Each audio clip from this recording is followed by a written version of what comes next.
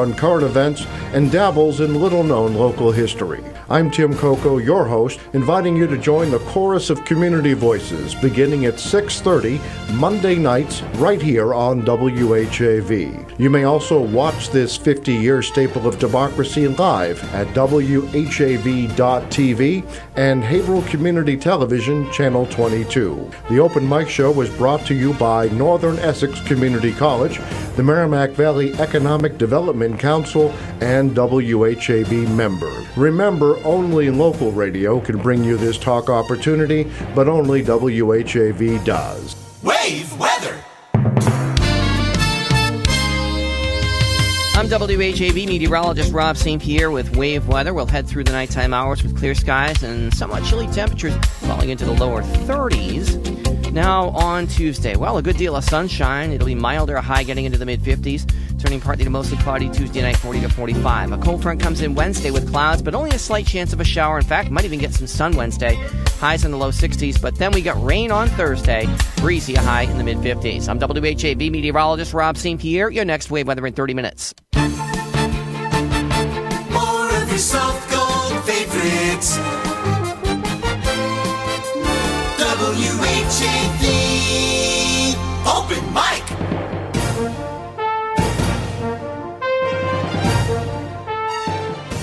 From the Edwin B. Johnson Newsroom, WHAV presents the Open Mic Show with Tim Coco. Make your voice heard. Call 978-374-1900. That's 978-374-1900. Or email tcoco@whav.net.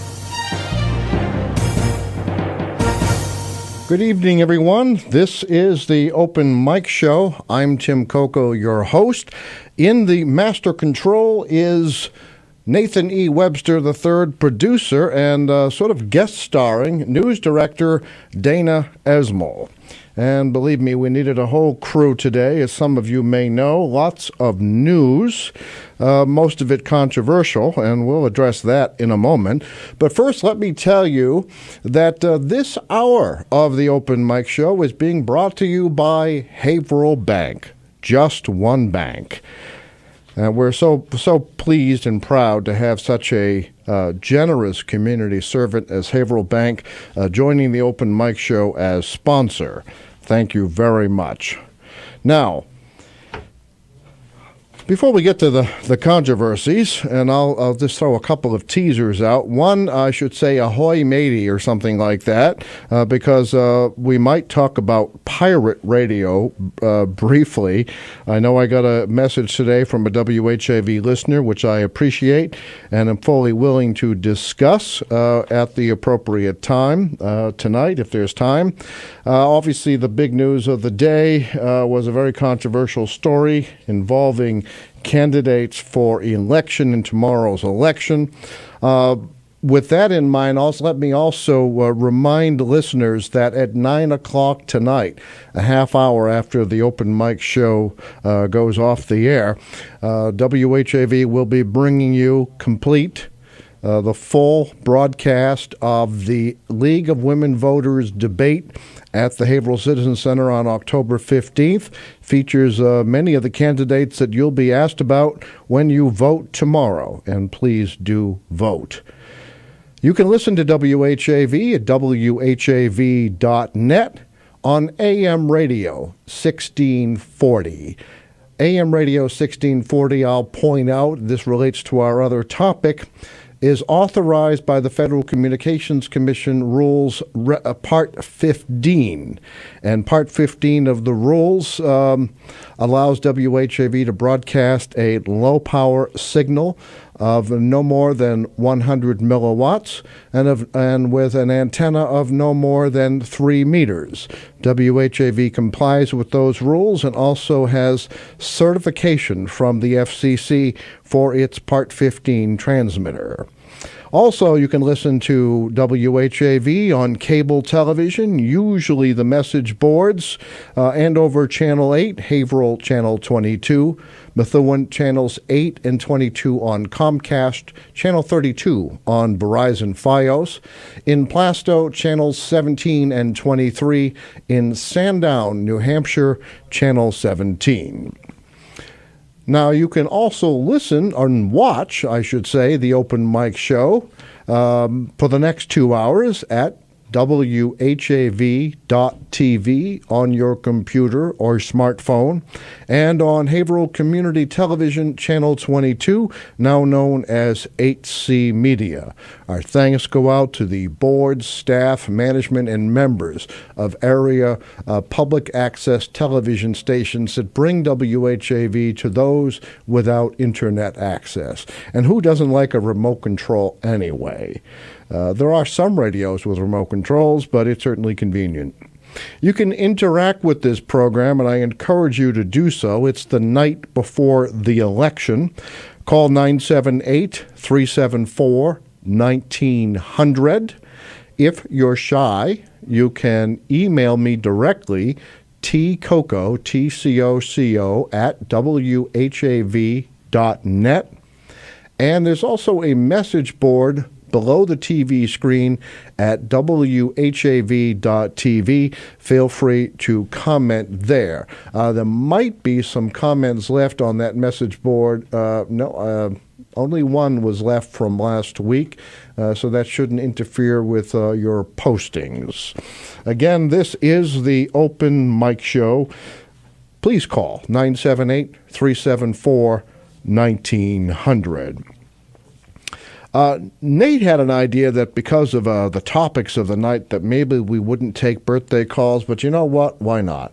We are now taking December birthdays and anniversaries. Call in, wish someone a happy birthday or a couple a happy anniversary if they're occurring in December. The name will be entered into the contest and will be awarded the last Monday of the month. Thanks to LBD's second-generation Italian bakery, WHAV can provide to the winner a 7-inch cake, absolutely free. The recipient has a choice of vanilla or chocolate. It comes with house frosting, and it's very easy. All you have to do is wish someone a happy birthday or a happy anniversary. Contests have to be announced on air, so you have to call me. All other comments can go through email or the message board at whav.tv. All right, tomorrow's election is very much on the minds of the staff here at WHAV, and let me tell you why. WHAV had to make a very difficult decision yesterday. Some news was raised by former Haverhill School Committee woman Kerry Fitzgerald.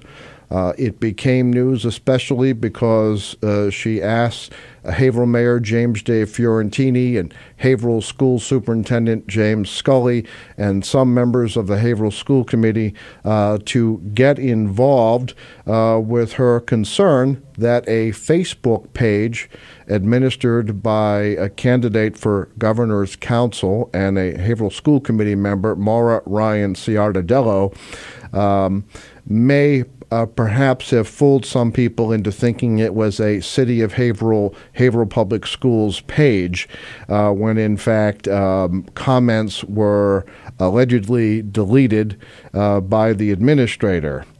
Now, WHAV takes seriously its obligation not to create havoc if it's unnecessary.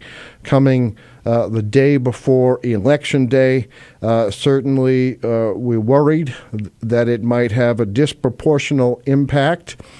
But nevertheless, we are also in a competitive news environment.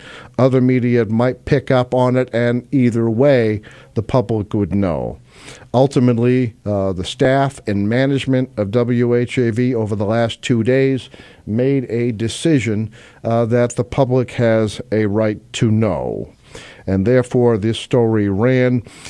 Tomorrow there'll be more on the air. There's already more at WHAV.net. Let me tell you, well, it's right there on the website, but it comes down to this new today. Former Haverhill School Committee woman Carrie Fitzgerald filed a complaint with the State Ethics Commission this morning. She listed School Committee woman Maura Ryan-Ciardiello as the only person of interest and noted Ryan-Ciardiello as an elected and paid city official.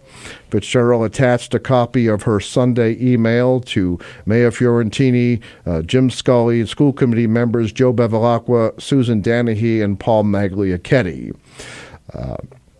Carrie Fitzgerald wrote, "I believe there is no question but that this is meant to fool people into believing it's a Haverhill Public School site." She referred specifically to the Facebook page description, quote, "We are Haverhill Public Schools and the pride of Merrimack Valley." Now, this afternoon, and maybe a little bit earlier, WHAV received calls from Superintendent Jim Scully and School Committee man Scott Wood. They confirmed that, in fact, the parents group, which is the issue of contention, that the Haverhill Public School Parents Group on Facebook is not connected with the city of Haverhill. School Committee man Wood, vice president of the school committee, argued that most people were not confused by that site. But again, it was an issue that has attracted quite a bit of attention. You can see many comments at WHAV.net on the page related to the story. Now, maybe I'll read some of those comments, but it's because it's become such a big issue. Oh, is it on your line? It's not here. All right. Nate said there was a phone call, but it never arrived at my desk. So if the caller would like to try that again, we'll try it again. All right. So where were we? All right, so the story today, the headline, the claim, ostensible city web pages serve Ryan-Ciardiello TUI agendas. At the outset, I feel compelled to tell you that I have taken no public positions, not on this show, not anywhere, about my feelings regarding the candidates for state senate. I ran, as you know, 2 years ago. I won every precinct in Haverhill. I thought it was best to mind my own business this time around and have had very little to say about that election. So no one should interpret the views of Tim Coco or the Open Mic Show and confuse those with news coverage. All right. Let's see. The comments I wanted to mention. Okay, so we have one. I agree with Kerry. Haverhill Public Schools Facebook pages shouldn't be used for political tools. We have another. So sad to see these shenanigans being injected into our community media resources if these charges are proven correct. Another, once again, I'm not surprised by how low people will stoop for their own greedy and selfish gains. Where is the mayor on this? The mayor needs to step up and condemn this despicable behavior. That's just some of the very many comments that are posted on WHAV's website. If you want to see the authors' names, they are with those posts. All right, let's take a call. You are on the Open Mic Show. Hello, Tim. Hi there, how are you? Okay. I had no idea that was going on. I'm just finding out now. Oh, okay. It was certainly a very difficult decision for WHAV News to make because we recognize there's an election tomorrow and that it's difficult to undo these things if they're incorrect. But we are providing alternative opinions, and we'll even play some of those tonight. Yeah. I got a birthday thing to get out of the way here. Oh, good. That's good. My friend Nick. Nick. Nick, yeah. Nick. got a birthday in December. Okay, what day in December? 30th. December 30th. All right. And Nick is a male? Yes. Very rare for you. I know you have all these girlfriends you call in for, but okay. And it's okay to say that out loud now. Yeah, it was always a joke, folks. It was always a joke. I hope that hasn't caused you any inconvenience in the past. Not at all. All right, then. So are you voting tomorrow? I plan to, yes. Or have you already voted by absentee? No, I'm going to vote tomorrow. All right. 5-1. Well, say that again? Ward 5, Precinct 1. 5-1. Okay, actually, maybe that'll be something we'll do. We'll go through each caller tonight, find out which ward and precinct, and we'll know at least that many people will go to vote tomorrow. Yeah.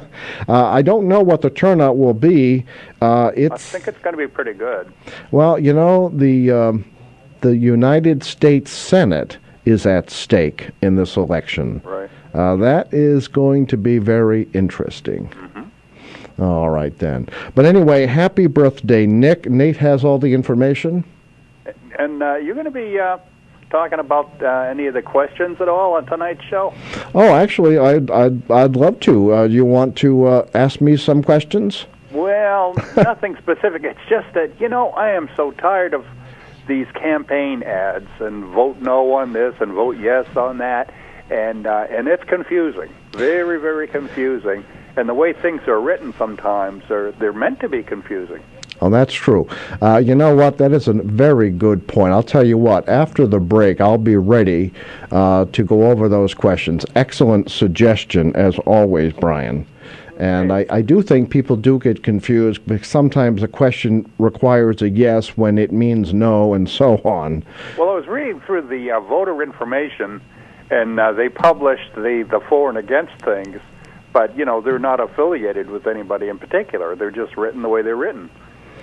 That's right. Well, I know the bottle bill is on there. I know the gas tax is on there.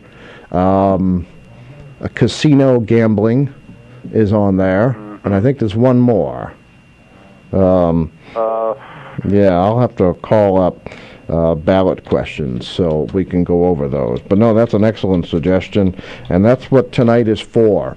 Let's talk about tomorrow's election, otherwise open lines, and maybe we'll even get some birthdays and anniversaries in. Sure. Okay. Well, thank you so much. You're welcome. All right, take care. See you soon. Yeah, bye. Yeah, bye. All right, it looks like we're already at time for a break, and as usual, I'm actually late for the break, so we're going to take a brief break. I believe this hour we'll learn about this day in Massachusetts history, and then we'll be back with more of the Open Mic Show. Open Mic! Tim Coco and the Open Mic will be right back. Get in on the action. Call 978-374-1900 or email tcoco@whav.net. If you are enjoying this program, please consider making a donation right now. Your donations to not-for-profit WHAV help keep these vital community services on the air. Donate online at www.whav.net. This is Phil Christie. Would you like to hear the wave on your stereo, or even better, anywhere in your home? Check out the tips for better sound at www.whav.net. Catch the wave! Here! Don't forget your free ticket to the biggest theater in the world. Your seat is reserved for Modern Theater of the Mind every Tuesday night. WHAV presents Radio Theater Project, a new anthology series of comedies, dramas, mysteries, and science fiction. Tune in every Tuesday night at 10 p.m. or the encore performance at 1 a.m. Remember, only local radio can bring you this feature opportunity, but only WHAV does. Today is November 3rd. On this day in 1929, James Michael Curley, heavily favored to win his third term as mayor of Boston, used a radio appearance to defame a school committee member who had spoken out against him. The savage and ungrounded attack was unprecedented. His adversary was a woman, a wife, a mother, and popular civic volunteer. Curley's tactic of do unto others before they do you backfired, and he barely squeaked out a victory in the election 2 days later. One local newspaper would call it one of the most dramatic incidents in the whole history of Boston politics. Between 1914 and 1950, the charismatic and resilient Irishman served 4 terms as Boston's mayor, 1 term as Massachusetts governor, and 2 terms in jail. For more about this and other Mass Moments, go online to massmoments.org. Brought to you by the Massachusetts Foundation for the Humanities.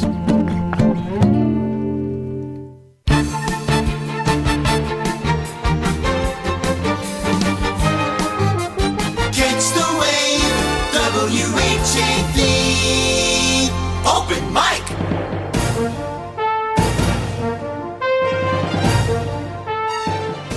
From the Edwin B. Johnson Newsroom, WHAV presents the Open Mic Show with Tim Coco. Make your voice heard. Call 978-374-1900. That's 978-374-1900. Or email tcoco@whav.net. Welcome back to the Open Mic Show, a 50-year staple of democracy in the Merrimack Valley. This hour of the Open Mic Show being brought to you generously by Haverhill Bank. Just one bank. Okay, let's do some ground rules on these calls. It is the night before the election. Let's be responsible. Let's be polite. Let's be civil.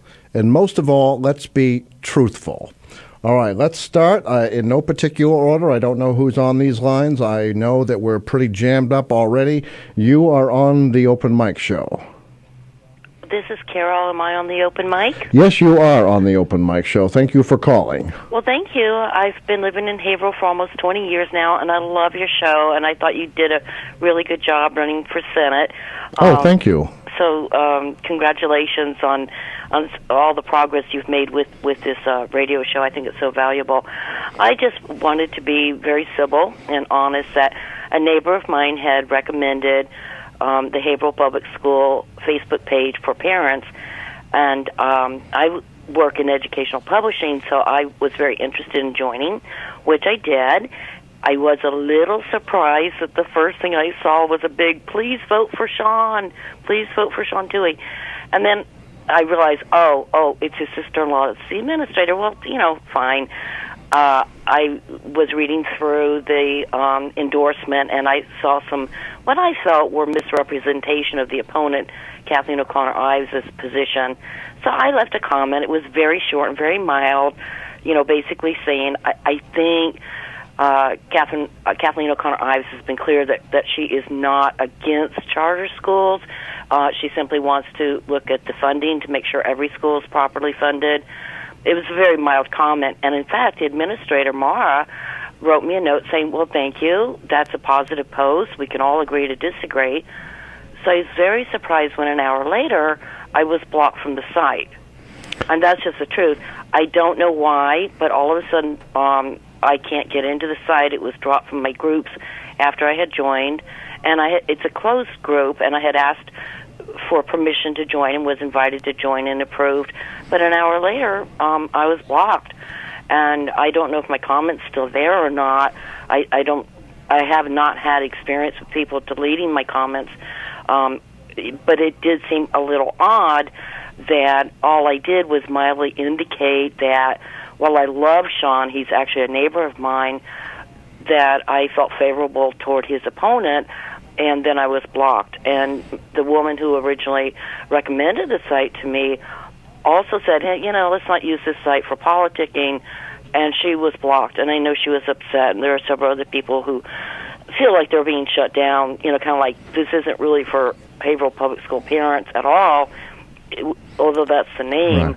But it's really like if you don't, you really kind of have to be voting for one of the family members, and if you're not, they don't want to hear from you. I mean, that's the feeling that you get when these things happen. I guess the real question, and I think the way this is going to come down for the State Ethics Commission, because a complaint was filed there. Yeah, it's up to them. But the way this is going to come down is, would a reasonable person joining that page think it was a City of Haverhill site, or would they know through immediate clues that it was a private site? I thought it was City of Haverhill. And I'm not stupid. I mean, I have a lot of common sense. I also have a lot of education. I'm a teacher. I write and I edit for a living, and my job is publishing books for K-12. I mean, I'm educating educators on education. That's what I've been doing for the last 25 years as my career. So I'm pretty savvy.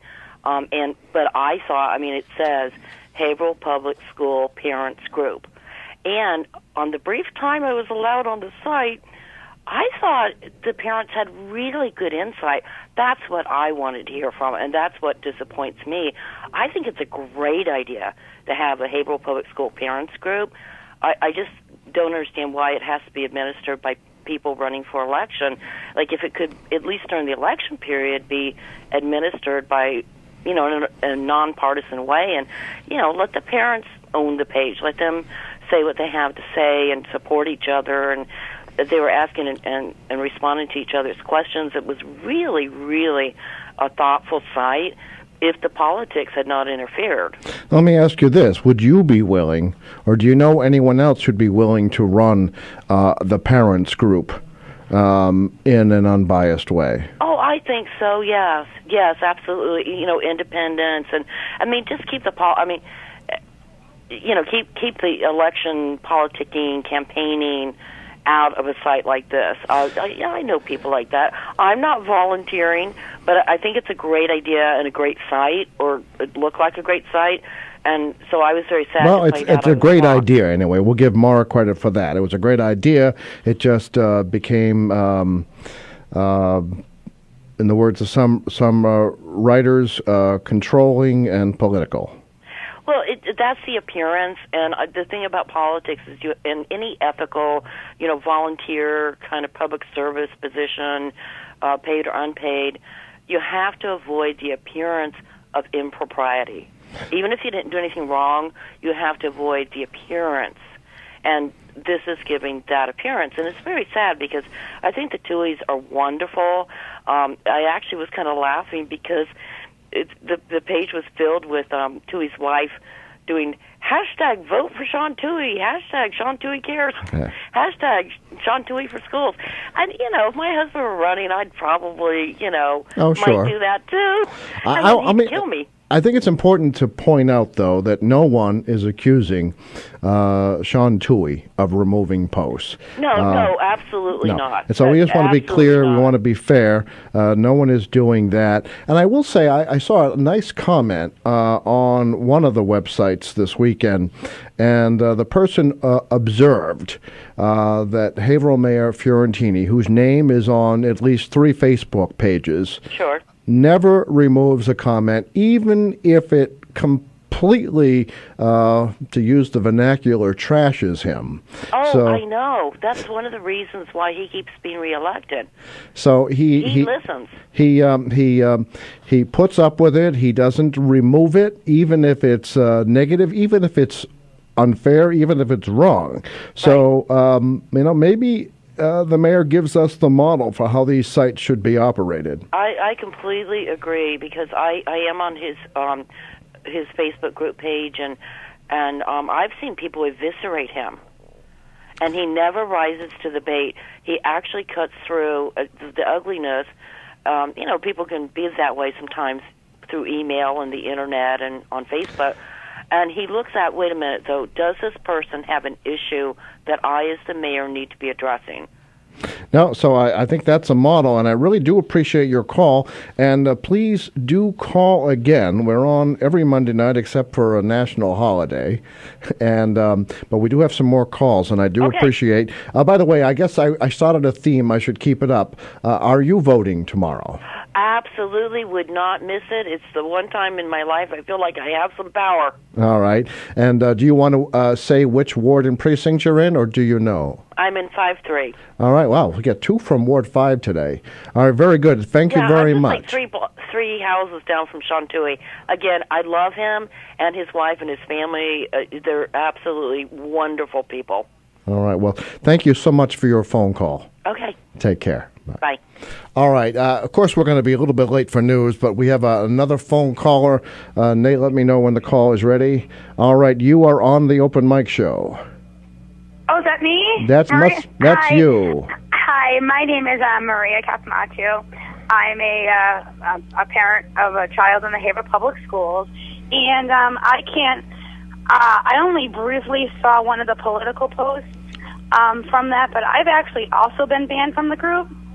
Okay, another one banned from the group. I can tell you that anything remotely negative, even if you post it in a respectful manner, does get deleted pretty quickly off of the Haverhill Public Schools parent group page. I have been banned from that group, can't get back in there. I sent a message to Mara last week asking why I was banned from the group.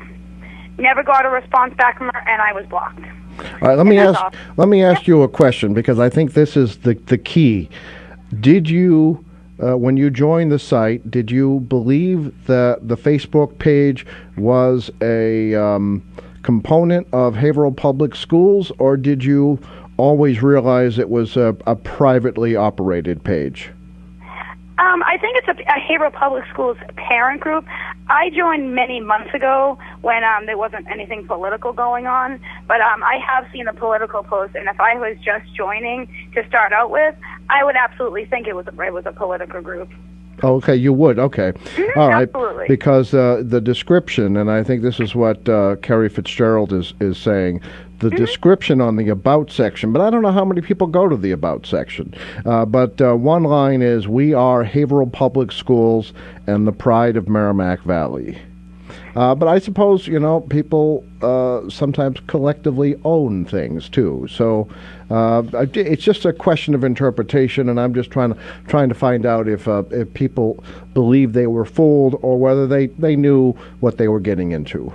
It would be a great site. It would be a great group for some great conversation if people could, and when people keep it to a respectful manner, even if they don't agree with it.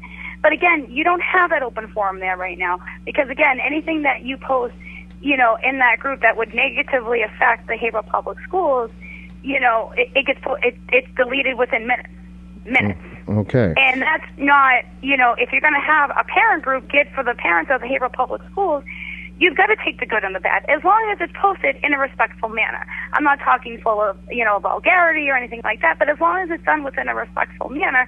And right now, it's not that. It's not at all. It's very much, as long as your post is positive towards the Haverhill Public Schools, you're fine. Your post will stay up there. Will stay up there for till the end of eternity. But again, if something is just negatively posted, again, if it's said in a respectful manner, my own posts have gotten deleted off there. When I've said something, in a respectful manner, and it's gotten deleted. Okay. I want to give my, just want to chime in on my 2 cents. And No, well, thank you very much for your opinion, and we welcome you to call the Open Mic Show any Monday night on any topic. I will. Thank you, Tim. Thank you very much. Have a great night. You too. Bye-bye. And be sure to vote. Okay. I forgot to ask that question of wards and precincts on that one. All right, a little late for news, not too bad. We're going to go through more of this topic. Your opinions are not only welcome, they are encouraged.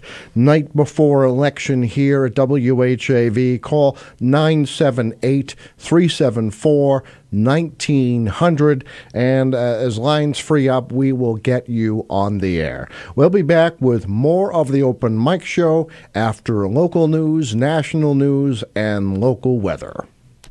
Open Mic! Tim Coco and the Open Mic will be right back. Get in on the action. Call 978-374-1900 or email tcoco@whav.net. If you are enjoying this program, please consider making a donation right now. Your donations to not-for-profit WHAV help keep these vital community services on the air. Donate online at www.whav.net. It's 7:05. WHAV Merrimack Valley. WHAV is a not-for-profit service of Public Media of New England, Incorporated. It's heard on 1640 AM, the web, at whav.net, and participating cable television stations.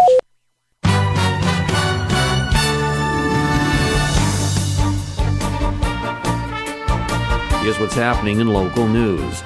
Former Haverhill School Committee woman Carrie Fitzgerald says a Facebook page ostensibly sponsored by Haverhill Public Schools is actually a political tool and illegal.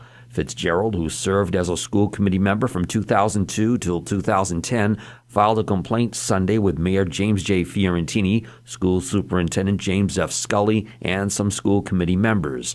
She charged the, quote, Haverhill Public Schools parent group page is really a cover to advance the political interests of in-laws Mara L. Ryan-Ciardiello and Sean P. Toohey. Fitzgerald said public comments viewed not favorable to the in-laws are stricken. Ryan-Ciardiello is listed as the administrator of the Facebook page. Ryan-Ciardiello and Toohey are both members of the Haverhill School Committee. Toohey is also the Republican candidate for the 1st Essex Senate seat, and Ryan-Ciardiello is the Republican candidate for 5th District Governor's Counselor. Toohey is also a member of the Facebook group but is not accused of removing posts. Attempts to reach Ryan-Ciardiello were not successful by deadline. For more details, visit WHAV.net. 2 people from Merrimack are due to be arraigned in Haverhill District Court on armed assault charges in connection with a disturbance early Sunday morning at a Westgate Plaza restaurant and lounge. Haverhill police report 31-year-old Kevin Stephen and 32-year-old Maureen McLaughlin, both of Merrimack, were arrested shortly before 1 a.m. Sunday at Oriental Gardens 400 Lowell Avenue. Stephen is charged with armed assault with intent to murder and assault and battery with a dangerous weapon, a knife. McLaughlin is charged with assault with intent to murder and assault with a dangerous weapon, a knife. No further details are available. Voters who have not yet made up their minds have a last chance Monday night to hear from local candidates. WHAV rebroadcasts the October 15 debate sponsored by the League of Women Voters of Greater Haverhill at 9 p.m. Monday, Election Eve. The event was originally broadcast live by WHAV from the Haverhill Citizens Center. For more details, visit WHAV.net. In local high school sports, Whittier Tech Wildcats varsity football on Saturday wins over St. Mary's in state football playoff action 22-14. The Whittier schedule for Monday includes girls varsity soccer hosting Weston in MIAA state tournament action. For more schedule details, visit WHAV.net. Remember, WHAV is the only Haverhill-based news source, and it's always free. In the Edwin V. Johnson newsroom, this is Dana Esmail. From Feature Story News in Washington, I'm Rebecca Foster. Calm has returned to the streets of Ouagadougou in Burkina Faso after 5 days of riots and protests, which saw former President Blaise Compaoré flee the country. But Western governments and the African Union have urged the new interim head of state, Lieutenant Colonel Isaac Zita, to ensure civilian rule returns to the West African country within 2 weeks. Gary Alfonso reports. The new interim head of state spent the first peaceful day in Burkina Faso in almost a week, assuring diplomats that civilian rule would return to the West African country soon. But Burkinabe opposition parties remain vehemently opposed to the military's quick move to appoint Zida as interim head of state. The African Union and Western powers have urged for a speedy return to civilian rule. The head of the National Assembly was supposed to take over from ousted President Compaoré, but he has apparently also fled the country. Compaoré himself has fled to Ivory Coast. Zida is the 7th military leader to take over after the removal of a civilian leader since Burkina Faso won independence from France in 1960. Gary Alfonso, Abuja. Investigators are narrowing down what may have caused the crash of Virgin Galactic's space plane. The vehicle broke apart during a test flight on Friday over California's Mojave Desert. U.S. correspondent Steve Mort reports. Federal investigators say a system to help the spacecraft descend deployed too early during Friday's flight. Speaking on NBC's Today Show, Virgin Galactic founder Richard Branson said that could support the NTSB's theory that a violent structural failure caused the spaceplane to break apart, resulting in the death of one of its 2 pilots. If that ends up to be the case, that is something which is easy to fix. Investigators haven't determined if the system deployment was due to a pilot error, a mechanical failure, or some other cause. The pilot that survived the crash remains in hospital with serious injuries. I'm Steve Mort. One World Trade Center has opened in New York City 13 years after the Twin Towers were destroyed. The first company to move into the building opened for business on Monday morning. Here's Nick Harper from New York. 8 years of building work and several years of controversial planning, and One World Trade Center is finally open for business. It's now 13 years since the 9/11 terror attack changed Manhattan's skyline. However, there was no fanfare opening, not even a ribbon-cutting ceremony, to mark the end of this mammoth project. Employees of the publishing firm Condé Nast started to move into their offices in the 104-story tower. Thousands more will follow over the coming months. One World Trade Center is the tallest building in the US, costing almost $4 billion to build. Nick Harper, New York. From bureaus worldwide, this is FSN. Wave weather. I'm WHAV meteorologist Rob St. Pierre with Wave Weather. We'll head through the nighttime hours with clear skies and somewhat chilly temperatures falling into the lower 30s. Now on Tuesday, well, a good deal of sunshine. It'll be milder, a high getting into the mid-50s, turning partly to mostly cloudy Tuesday night, 40 to 45. A cold front comes in Wednesday with clouds, but only a slight chance of a shower. In fact, might even get some sun Wednesday. Highs in the low 60s, but then we got rain on Thursday.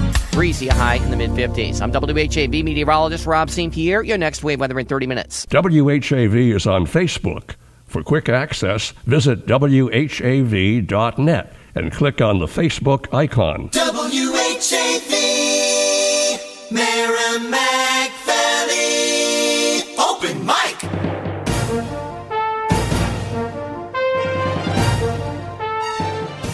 From the Edwin B. Johnson Newsroom, WHAV presents the Open Mic Show with Tim Coco. Make your voice heard. Call 978-374-1900. That's 978-374-1900. Or email tcoco@whav.net. Welcome back to the Open Mic Show, a 50-year staple of democracy in the Merrimack Valley. I'm Tim Coco. In Master Control is Nathan E. Webster III, Open Mic Show producer, and News Director Dana Esmel. Full crew tonight as WHAV prepares for election. This hour of the Open Mic Show is being brought to you by Haverhill Bank. Just one bank. Thank you very much, Haverhill Bank, for joining the roster of sponsors of the Open Mic Show. All right, if you're just joining us, though, let's also recap. At 9 o'clock this evening, WHAV will present in its entirety the League of Women Voters of Greater Haverhill debate. It features candidates for state senate, state representative, governor's counselor, and I think Register of Probate is on there as well. That begins at 9 o'clock, about a half hour after the Open Mic Show closes. Okay, now tomorrow is Election Day. If you're just joining us again, I want to emphasize that WHAV yesterday and today, the management and staff had a very difficult decision to make. The decision was whether or not to run a story today regarding the parents group of Haverhill Public Schools. An allegation was made that the site is improperly political and that people who make comments that are not favorable to a couple of candidates tend to get knocked out or have their comments deleted. The allegation, one allegation that's been presented to the State Ethics Commission by former Haverhill School Committee woman Carrie Fitzgerald indicates that people may be fooled into thinking it is a public page. There is a quote on the About section, "We are Haverhill Public Schools and the pride of Merrimack Valley." Now, we've had one caller tonight say she was, in fact, misled by that and believed it to be an official Haverhill Public Schools site. Another caller said she immediately knew that it was not a Haverhill Public Schools official site because she saw a campaign advertisement on it. What do you think? Call the Open Mic Show 978-374-1900. 1900. There are lots of comments backing up on WHAV.net where the original story and a follow-up story appear. Just before we take the next call, though, the allegations, not everyone agrees with them. School committee man Scott Wood, vice president of the Haverhill School Committee, says it's very clear that the site by Maura Ryan-Ciardiello, who is a school committee member and a candidate for governor's council, he says it's very clear that this is a personal and private site and not one of the public schools. He was concerned. He wrote, allegations last minute, day before the election, sleazy politics at its best. And thus, the concern WHAV had in airing the story made the decision to run it because of came down to two factors. This is public information. A complaint has been filed with Mayor Fiorentini and Superintendent of Schools James Scully. Also been filed with the state Massachusetts Ethics Commission.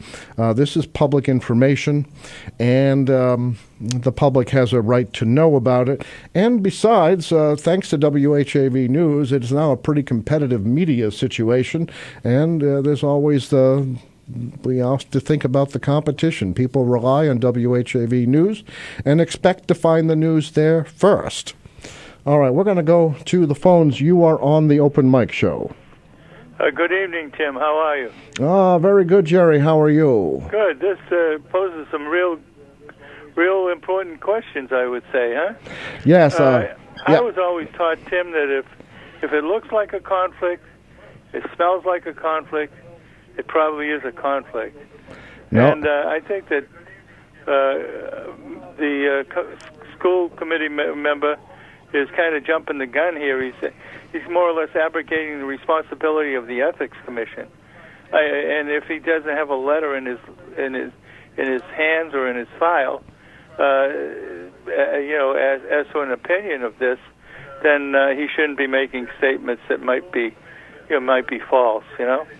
Well, but there are a couple of other little impacts and nuances. For example, it seems to me like it's a quasi-public school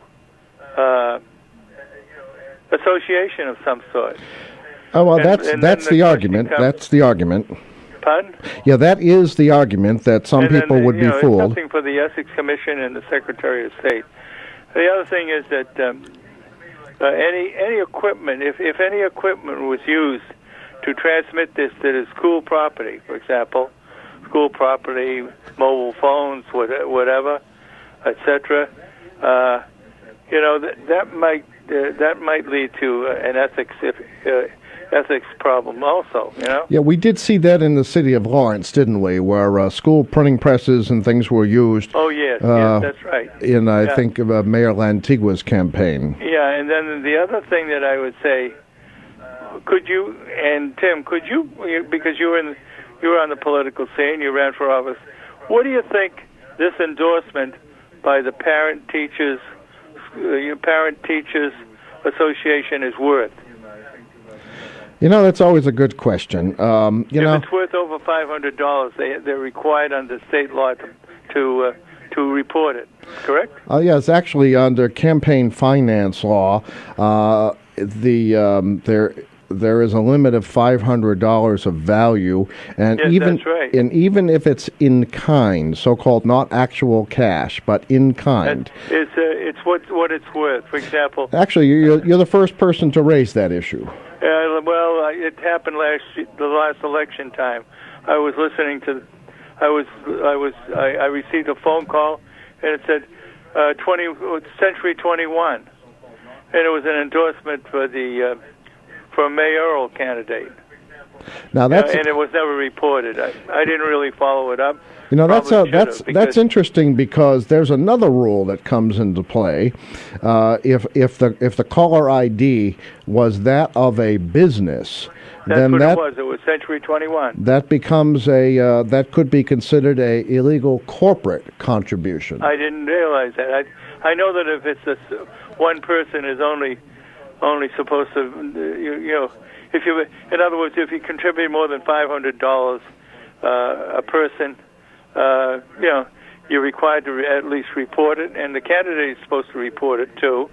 But they get around that by 2 or 3 people in the family contributing up to $500. You know. Now the only exception to that could be if the Century 21 broker, presumably, was a sole proprietor as opposed to a corporation. Well, but then again, they are a corporation, though, aren't they, Tim? Well, it depends on. I don't know which branch of it. They're all independently owned, so I don't know. It was a local Century 21, I'm sure. All right. Well, there are several. But the most important question that I have tonight is, what's the progress of the your FM application? Oh, it's. I don't know if you heard at the beginning of the program. I kind of made a little bit of a joke about it. I think I said "ahoy, matey" or something like that.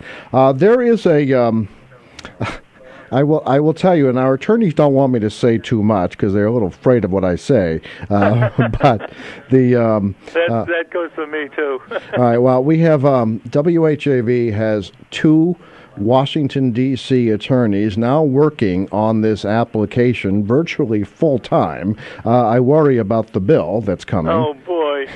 But the church has, as I may have mentioned, petitioned the Federal Communications Commission to deny WHAV first on a technicality, on a specification on the antenna. That was actually updated and accepted. The correction was accepted by the FCC just days after the filing because it was early before. It wasn't like the FCC discovered it and then went after us. It was something we had a single-digit typographical error by our engineer, who is very remorseful, but nevertheless, the FCC accepted the correction. All other aspects of the application were correct. When the Catholic Church found that it wasn't making much headway with that, then they seemed to have put someone up to claiming that our AM radio station, AM 1640, is a pirate radio station. Now, I'm going to challenge you, Jerry, to go put on your AM radio at 1640, and I'm going to guarantee you will not be able to receive it. This is a very low power AM transmitter that's authorized by the Federal Communications Commission under their rules, Part 15. We use it mainly as a demonstration site and a proof of concept, if you will. So we are. I think I'm going to make I'll make an early contribution then, because it seems to me like your legal bills are going to be astronomical, really. Because I know what lawyers get. They get, generally any of them just get around $300 an hour, correct? Yeah, and Washington, D.C. attorneys who are specialists with the Federal Communications Commission. Yeah, I was at a meeting one time when there were 2 or 3 lawyers at the meeting. They were each getting $350 an hour plus travel expenses. It's funny. Nate is telling me I'm out of time, but what's funny about attorneys, and this is not the case with our attorneys in Washington. They have never offered to buy me dinner because I'm not there and they're not here. But I did work with a company years ago where the attorney said, "Hey, let's take everyone out to dinner." So so I was taken out to dinner. A few of my bosses were taken out to dinner, and the next month when the legal bill arrived, it charged us for the dinner plus a generous tip. and a 25% tip. And so there is no such thing as a free lunch or dinner. Hey, in this particular Facebook issue, though, there's another candidate that received support too, isn't there? Yeah, the governor's counselor candidate? Yeah, the Maura Ryan-Ciardiello is a Haverhill School Committee woman. She is running as the Republican for governor's counselor. Her opponent is the incumbent, Eileen Duff. Now, the only other candidate that seems to have benefited from the site, but we have no evidence that this candidate asked for the support or participated in any way, and that is Sean Toohey, who was the Republican nominee for State Senate. And we've made it very clear on the air and on the website that no one is making any accusation that he participated in these moves. He may be related to the person who is accused, but as we all know, it's hard to pick our relatives. Yeah, I understand. So, I know. It may be related. Yeah. So all I know is, the more I think of it, the value of this endorsement, I would think would be well over $500, or the requirements of reporting to the Secretary of State. Yeah, I think the Ethics Commission may find itself in new territory here, trying to determine the value of such things. So I think we may even see a precedent-setting case come about. Yes, it could be, though. This might be something that they're interested in, especially if they're all managers and subject to a house cleaning after the election. Oh yeah, everything changes in. That's right. Everything changes the first of the year, doesn't it? All right. Well, Jerry, thank you very much for your call. Thank you very much. And I look forward to hearing from you again. Take care. All right. Bye-bye. All right, Nate is asking me about, we missed a break, whether to consolidate it. Have you already removed the break? All right, I'll tell you what, we really owe it to the community to let you know about some of the community events. So we're going to take this break. We're going to time shift things by a few minutes. We're going to take a break for Community Spotlight. Please stay tuned. Open mic! Tim Coco and the Open Mic will be right back. Get in on the action. Call 978-374-1900 or email tcoco@whav.net. If you are enjoying this program, please consider making a donation right now. Your donations to not-for-profit WHAV help keep these vital community services on the air. Donate online at www.whav.net. Are you listening to WHAV on cable television? If so, join WHAV in thanking the board, staff, and members of your local public access channel. Community Spotlight. The Haverhill Public Library has launched a new mobile app. It is free and provides access to your library account 24/7 all year round.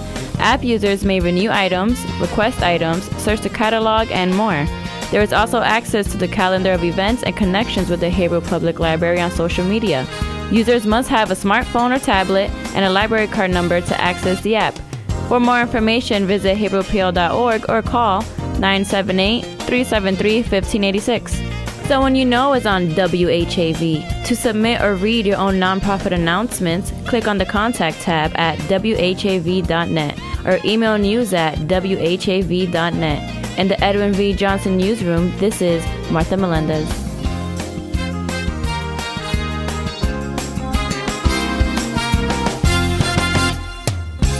WHAV. This is Phil Christie. Listen to The Wave with fewer interruptions, no pop-ups, and a choice of players by tuning directly from www.whav.net. Jimmy Johnson wins the AAA Texas 500 at Texas Motor Speedway after 2 green-white checkered attempts and a last 3-lap dash between Johnson, Jeff Gordon, and Kevin Harvick. Johnson picks up his 4th win of the year and breaks an 18-race winless streak. Jimmy talks about his crew chief unloading a fast race car and about his test session at Homestead. We wanted to close out the year by having fun, and winning races helps you do that. But I have to give a lot of credit to our test session in Homestead earlier this week. We went down there, and Chad and the guys started making me happy. I guess I've been unhappy for a while, and these guys put some great speed in the race car, got me really comfortable with the car, and we were able to bring a lot of that here, and then dominated tonight and won the race. So just proud of the effort. I'm just happy to be here and very happy to have our speed back and look forward to these next 2 races. Hendrick teammate Casey Kane had a lot of trouble on the track with a bad pit stop early in the race and was the cause of 3 different Sullivan cautions, making contact with Brad Keselowski, Marcus Ambrose, and Trevor Bayne. Slow pit stops also hindered the process of Matt Kenseth, Joey Logano, and Jeff Gordon. Gordon penalized for too fast entering pit road and loses a lap, unable to beat the lead car of Johnson. Clint Bowyer spins going to turn 1 to set up the first green-white checkered finish. Jeff Gordon spins on the restart and has contact with Brad Keselowski. Both would be involved in a melee on pit road after the race. For race recap, Nate Webster, WHAV Sports. Catch the wave! Suspense, a weekly anthology of notable melodramas from stage and screen, fiction and radio, presented every Monday night to bring you to the edge of your chair, to keep you in suspense.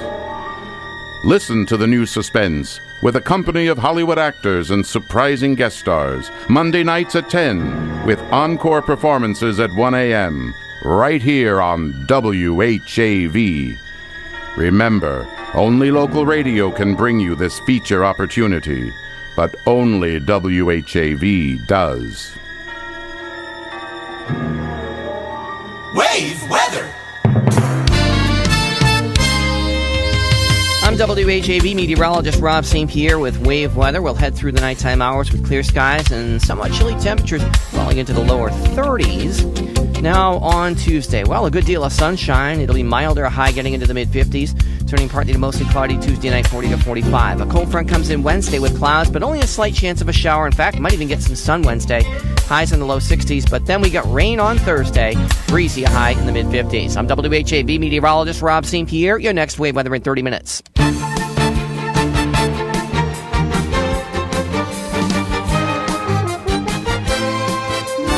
WHAV Open Mic.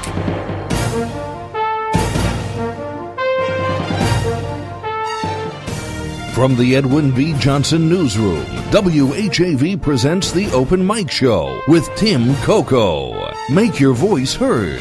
Call 978-374-1900. That's 978-374-1900. Or email tcoco@whav.net. Welcome back to the Open Mic Show Election Eve edition. The last quarter hour was brought to you by Haverhill Bank, just one bank. And this hour is being brought to you by the Merrimack Valley Economic Development Council. Smart companies. Choose the Merrimack Valley. Okay, we are still accepting birthday wishes and anniversary wishes for December. Yes, it's for next month. Just call in, wish someone a happy birthday or a happy anniversary. The recipient's name will be entered into the contest for a drawing at the end of the month, the last Monday. There is never, ever a charge. There's no fee. It's free. Thanks to our friends at LBD Second Generation Italian Bakery at 140 South Main Street on the Bradford side of the river. All right, now LBD's Italian Bakery is providing absolutely free of charge 7-inch birthday or anniversary cakes, your choice of vanilla or chocolate. Comes with house frosting. It's very easy. If the recipient's name is drawn the last Monday of this month, a letter will be sent. You don't actually have to be listening to win. A letter will be sent, and you call the LBD's Italian Bakery, specify your choice of flavors, and they'll make it absolutely fresh for you. Then you take your letter from WHAV down to pick it up. Nothing could be easier. Okay. Again, if you're just joining us, WHAV presents at 9 o'clock this evening the complete debate sponsored by the League of Women Voters of Greater Haverhill. This is the debate that took place October 15th at the Haverhill Citizen Center. WHAV broadcast the debate live at the time. We're going to replay it tonight. On it, you will hear candidates for State Senate, the various state representative districts, governor's counselor, and register of probate. If a candidate did not appear that evening, the rules of the League of Women Voters of Greater Haverhill was that there would be no empty chair debates. So it may very well be that you're wondering what, for example, Representative Brian Dempsey had to say. He did not participate because he has no opponent in this election. Now, News Director Dana Esmo has prepared this kind of, we'll call it a shortcut or cheat sheet to go through the races tomorrow. Why don't we just start at the top, unless I'm interrupted by a phone call. For governor, Martha Coakley, Democrat; Charles D. Baker, Republican. For lieutenant governor, and that's right, the state does choose these separately, which is very interesting because on a rare occasion, you'll find a governor that doesn't like his lieutenant governor. Lieutenant governor candidate Stephen Kerrigan, Democrat; Karen Polito, Republican. U.S. Senator Edward J. Markey, this is his first run outside of a special election. He is the incumbent. He is being opposed by Brian Herr, if I'm pronouncing that right, Herr, Republican. In the race for Attorney General, the Democrat is Maura Healey, the Republican John B. Miller. For Secretary of the Commonwealth, William F. Galvin, Boston, is the Democrat incumbent. David D'Arcangelo from Malden is the Republican. Those of you who listen to WHAV News heard David D'Arcangelo on the air several weeks ago on another matter involving former state senator James Jajuga. All right, for treasurer, Deborah Goldberg, Democrat; Michael Heffernan, Republican. This is the seat that had been held, still being held until the end of the year, by Steve, how soon we forget, Steve Grossman. How soon we forget when they're going out of office. All right. Auditor Suzanne Bump, Democrat incumbent. Patricia St. Aubin, Republican for that race.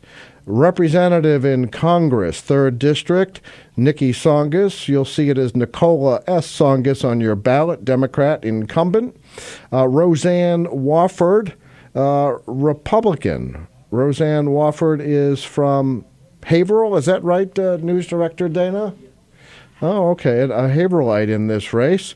Representative in Congress, the 6th District, Seth Moulton, a Democrat, and Richard Tissay, the Republican. That was an interesting race last time. Those of you in Haverhill, Haverhill was once part of that district. During redistricting, we moved. But for a time, we were in there, and Representative Tierney lost the primary in this case.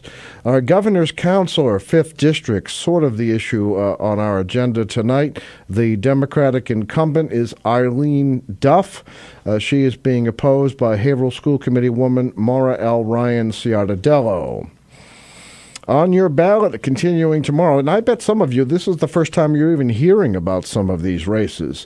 A lot of these don't get the attention they deserve. Register of Probate, Essex County, Pamela Casey O'Brien, incumbent; Michael Morales, Republican challenger. State Senator, 1st Essex District, Kathleen A. O'Connor Ives, Democrat incumbent; from Newburyport, being challenged by Sean P. Toohey, Republican. This is a rematch from 2 years ago. State Senator, 2nd Essex and Middlesex. This was the seat formerly held by Senator Barry Feingold. He left. He's still in the seat, but he did not seek re-election because he was running for treasurer and lost. The candidates are Barbara L'Italian of Andover, and Democrat, and Alex Vispoli. Am I saying that right, Dana? Vispoli? Or is it Vispoli? The Vispoli, Andover Republican. State Representative 14th Essex District. Now, Haverhill has a lot of these little districts, and of course, Methuen has a lot more of this one. Diana DeZoglio, incumbent. And the challenger, Republican challenger, Rosemary Connolly, Smedley, North Andover, Republican. State Representative 15th Essex District, Linda Dean Campbell, Methuen, incumbent. Again, a little piece of Haverhill is included. Al DiNuccio is the Republican in that race.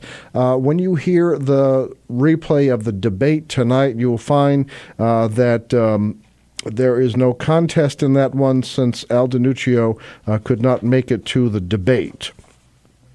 State Representative 16th Essex District. This doesn't affect too many of the towns served by WHAV or the cities, but it is one that is being watched by by voters across the Commonwealth because former Lawrence Mayor, former State Rep William Lantigua is seeking a comeback in that race. He is an independent this time. He is being challenged by the incumbent Marcos Devers of Lawrence and Roger Toomey of Lawrence, the Republican. All right, and of course there's a bunch of uncontested races. It's sort of like the Communist Party ballot. You just pick whatever name is there, or I guess you don't pick. State Representative 2nd Essex, Lenny Mira of West Newbury is the incumbent. State Rep 3rd Essex, Brian Dempsey of Haverhill. State Rep 4th Essex, Bradford Hill of Ipswich. State Rep 17th Essex, Frank Moran of Lawrence. State Rep 18th Essex District, James Lyons of Andover. State Rep 20th Middlesex District, Bradley Jones of North Reading. State Senator 1st Essex in Middlesex, Bruce Tarr from Gloucester. And District Attorney Eastern District, Jonathan Blodgett of Peabody. All right, so that's what you're going to see some of that on your ballot, depending on your district tomorrow. We urge you to vote. That's about the only call to action I think I can make there. Please vote. Democracy is valuable. You may think it doesn't make a difference, but ask Stan Colton if one vote makes a difference. You might remember that Stan Colton ran for Haverhill City Council. He lost to Marjorie Goodrow by one vote. That was a contested election. It went all the way to the state Supreme Judicial Court, cost both of them thousands of dollars, their campaigns at least. And so if you think your vote doesn't count, think about that election. It's one of the best examples we can come up with. Okay, we are moving close to a break, but before we do that, I had said I would run down some of the ballot questions. Okay, question number 1 relates to eliminating indexing of the gas tax. Now, what does that mean? That means that the gas tax is going to go up automatically without a vote of the legislature, will go up automatically depending on the consumer price index. What that really means is that elected officials won't be able to take the credit or the blame for it. It will just go up as prices go up. A yes vote will eliminate the requirement, so basically forcing our legislators to vote each time there's an increase. A no vote would make no change in the law. Now, people want to know what my opinions are. I'm going to give them on the ballot questions. It's tough. No one wants to raise fees. If you were in Europe, though, you would find, almost anywhere else on the planet other than the United States, that gasoline prices reflect supply and demand. So gas is very, very expensive. Anyone's ever visited and maybe rented a car in England, for example, very, very expensive. We're gradually depleting petroleum reserves. Now, I am going to vote no. I'm not going to favor a change. I think our legislature often has absolutely no guts. They won't vote for it, and meanwhile, our bridges and our roads will crumble because that's where our gas tax money is used. anyone who who followed 495 here a few years ago, that you found that when someone made an idiotic decision to put down a special kind of paint for the stripes on the road, that paint actually reacted with the blacktop, causing it to crumble. All of that had to be replaced. Many of you know that most of 495 in this area was redone this year. I'm afraid a scandal might still be coming from that. Read over the weekend that it was an experimental bituminous concrete, and it in fact may not last. But nevertheless, if you don't want potholes, you're going to rely on gas tax money to pay for it. All right. I'm going to do one more of these, then we'll take a break. Nate is, worried about my going over time, and I know we have calls waiting. There was I'll do one more question. Expanding the beverage container deposit law. All right. Well, obviously, you've heard from the supermarkets and the special interests that a yes vote would expand the state's beverage container law to require deposits on containers for all non-alcoholic, non-carbonated drinks with certain exceptions. Now, that means that your Fruit 2.0 bottles and your Lipton iced tea bottles, which have not been subject to the deposit law, will suddenly become subject to it. And so that when someone is digging through your trash looking to get 5 or 10 cents on each bottle, they usually just toss the Fruit 2.0s and the Liptons to the curb because there's no money on those. Well, if you approve this law, the voters will force a 5-cent deposit on those bottles as well.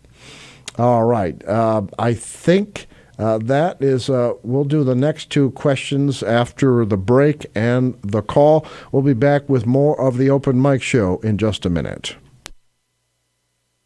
Open Mic! Tim Coco and the Open Mic will be right back. Get in on the action. Call 978-374-1900 or email tcoco@whav.net. If you are enjoying this program, please consider making a donation right now. Your donations to not-for-profit WHAV help keep these vital community services on the air. Donate online at www.whav.net. If you want to know what's going on at WHAV, sign up for the free monthly Wavelengths newsletter online at whav.net. Smart companies choose the Merrimack Valley. They're attracted by the region's technology and innovation, housing and education, workforce, arts, culture, and recreation, and convenient location and easy access. Learn more and look at profiles of all 24 cities and towns at the Merrimack Valley Economic Development Council website at merrimackvalley.info. Catch the wave! Melinda's Garden Moments help gardeners create and maintain a healthy, beautiful garden with ease, inside or out, and all year long. This is Melinda Myers, inviting you to tune in every weekday morning, right here on WHAV. You'll learn creative ways to grow your own vegetables and herbs while beautifying your landscape. Eco-friendly lawn care, flower garden design basics, unique container gardens, attracting birds and butterflies to the landscape, and much more. Again, please join me weekday mornings for Melinda's Garden Moment for a very environmentally friendly approach to gardening. Remember, only local radio can bring you this feature opportunity, but only WHAV does. This is Take Two Movie Review. I'm Mike Friend. This week, The More Things Change. If you're a moviegoer, you've probably read the synopses of new films that appear on various websites. One I read for the film adaptation of Chad Kultgen's novel Men, Women, and Children says that the film's about how the internet and social media have changed our lives. In fact, it might be more how those things really haven't changed much of anything outside the conduits through which human emotions flow. The picture begins with the Voyager spacecraft and its cargo of humanity's artifacts leaving the solar system, as it in fact did recently, with narration from Emma Thompson. Shots of the craft and the narration return throughout as several interleaved stories of love, loss, and growing up unfold. All are poignant, well-written, and well-acted, with Adam Sandler proving that his performance in Punch Drunk Love was no fluke. There are laughs in the movie which may or may not save it from being preachy or heavy-handed.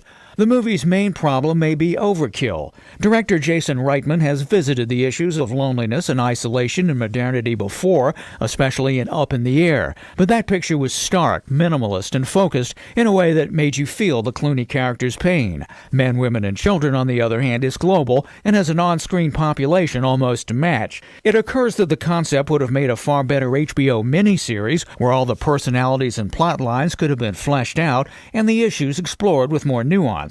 Movies that set out to explore the human condition always set lofty goals for themselves. Men, Women, and Children falls short of classics like American Beauty or even efforts like Cloud Atlas, but it's engaging and the ending manages to be both reassuring and apprehensive at the same time.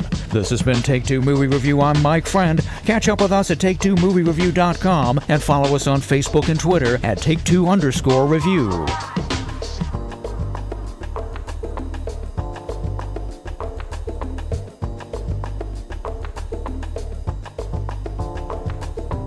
WHAV Open Mic.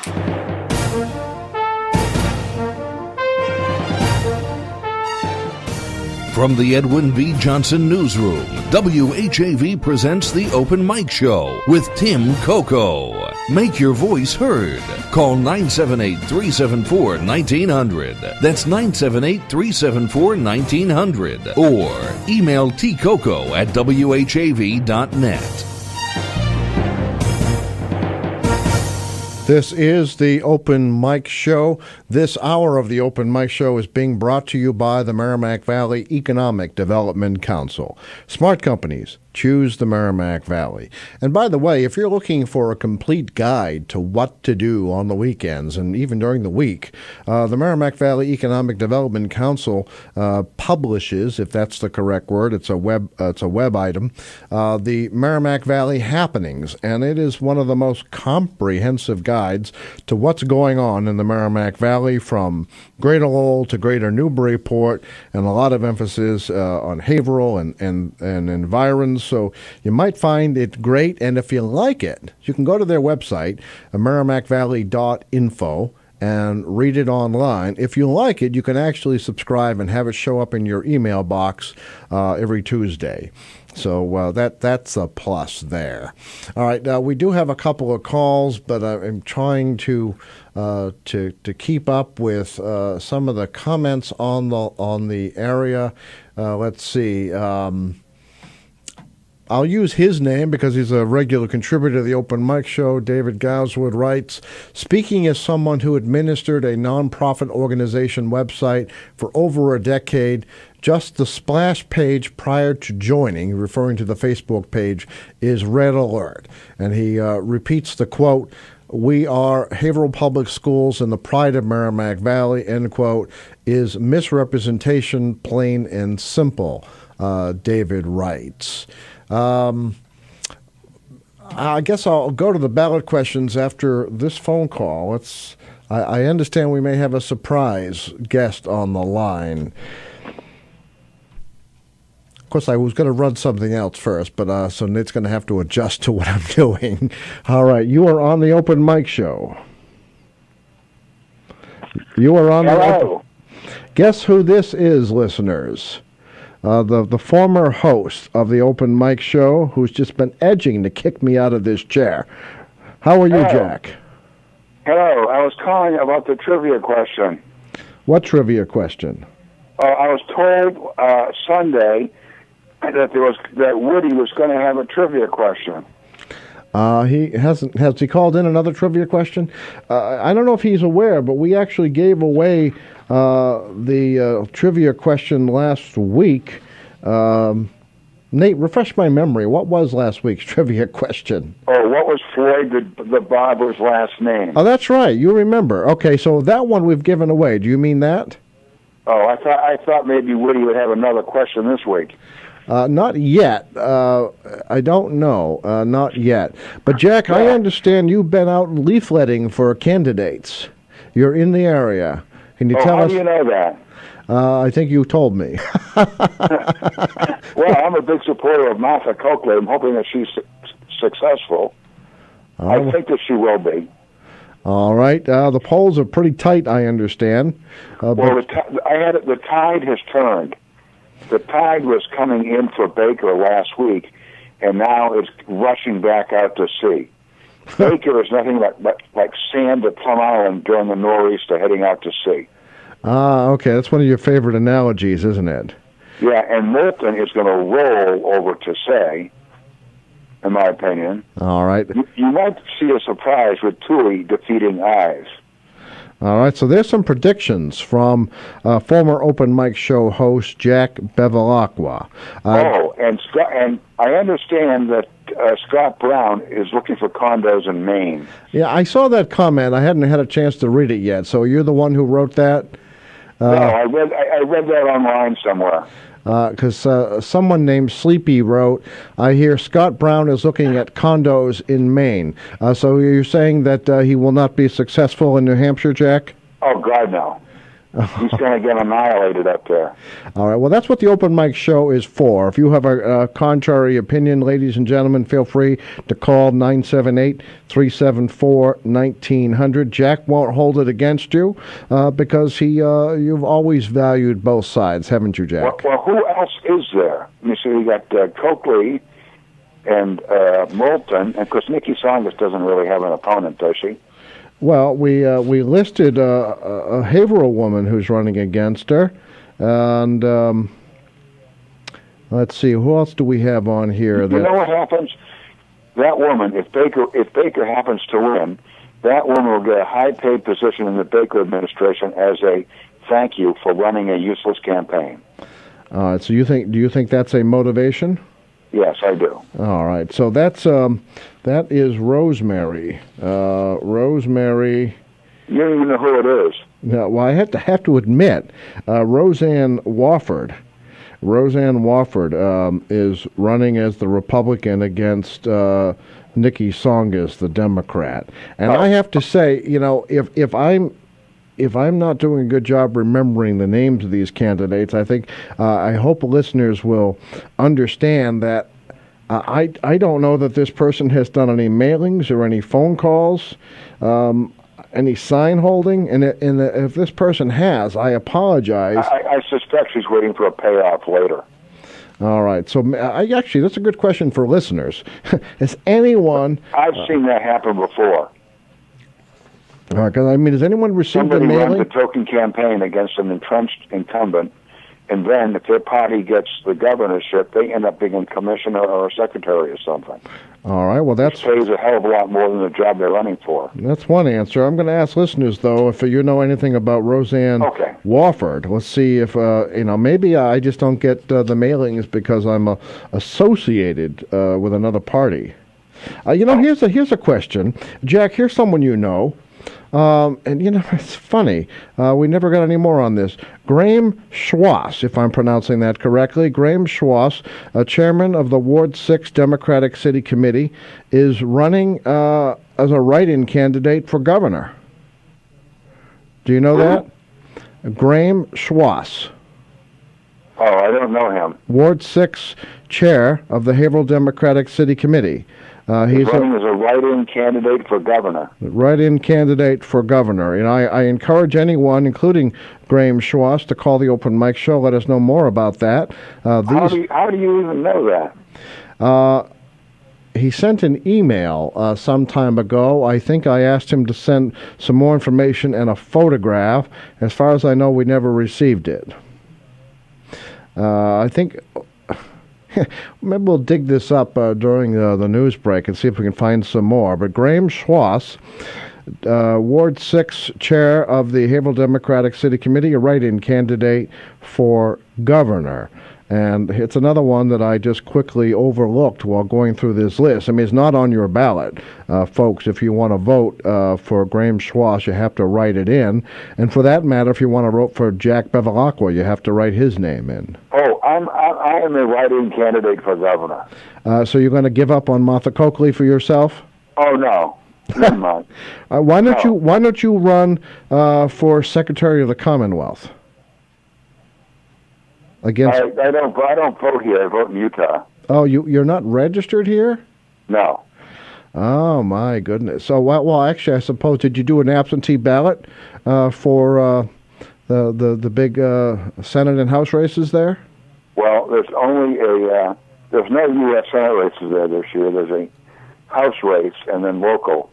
Okay. No statewide races. Now, weren't you the one who ran some kind of Facebook page against Orrin Hatch? Yeah, that's correct. Okay. The name of it was Where's Orrin?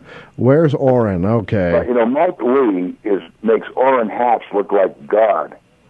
Really? Mike Lee is much worse than Orrin Hatch.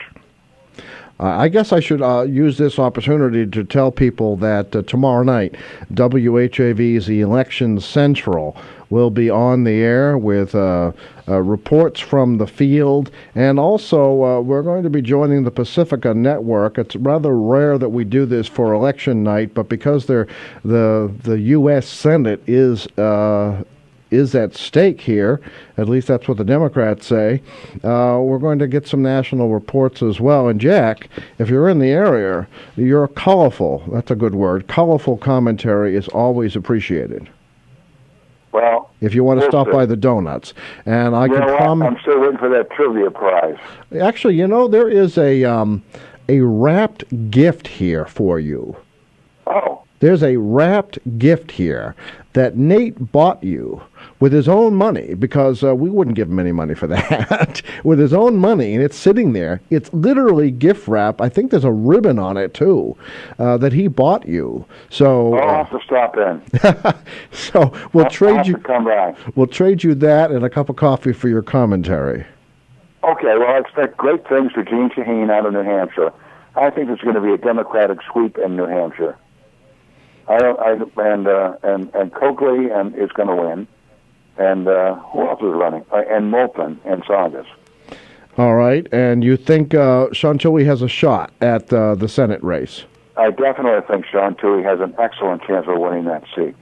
All right, then. Well, and do you think William Lantigua will make a comeback and become state representative, 16th Essex? All right. No. You think his time is up? I think his time was up 4 years ago.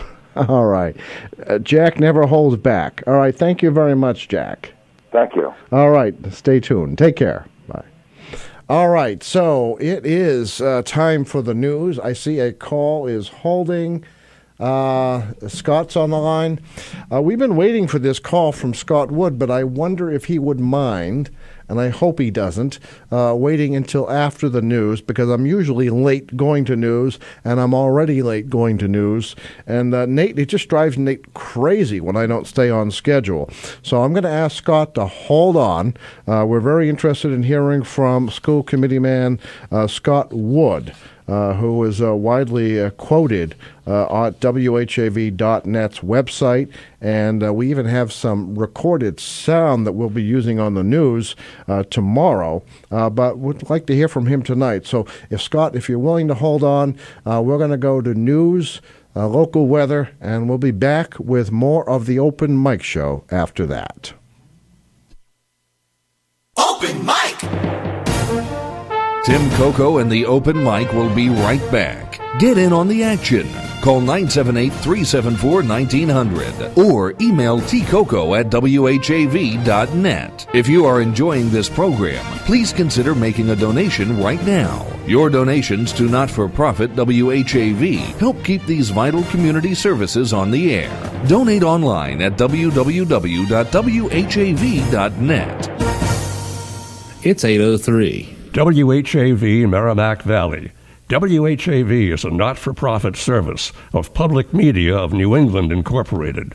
It's heard on 1640 AM, the web, at whav.net, and participating cable television stations.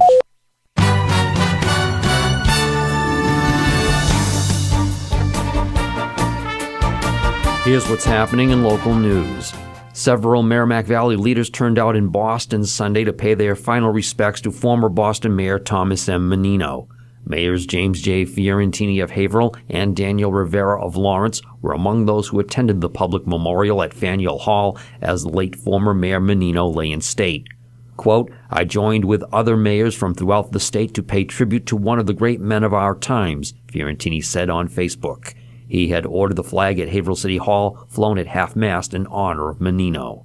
Menino passed away last Thursday at the age of 71. On Monday, a funeral procession traverses various Boston neighborhoods before a private funeral service at Menino's boyhood parish in the Hyde Park section of Boston. Letters and cards may be sent to Mayor Menino's office, Boston University, 75 Bay State Road, Boston, Massachusetts, 02215. In lieu of flowers, donations may be made to the Thomas M. Menino Fund for Boston.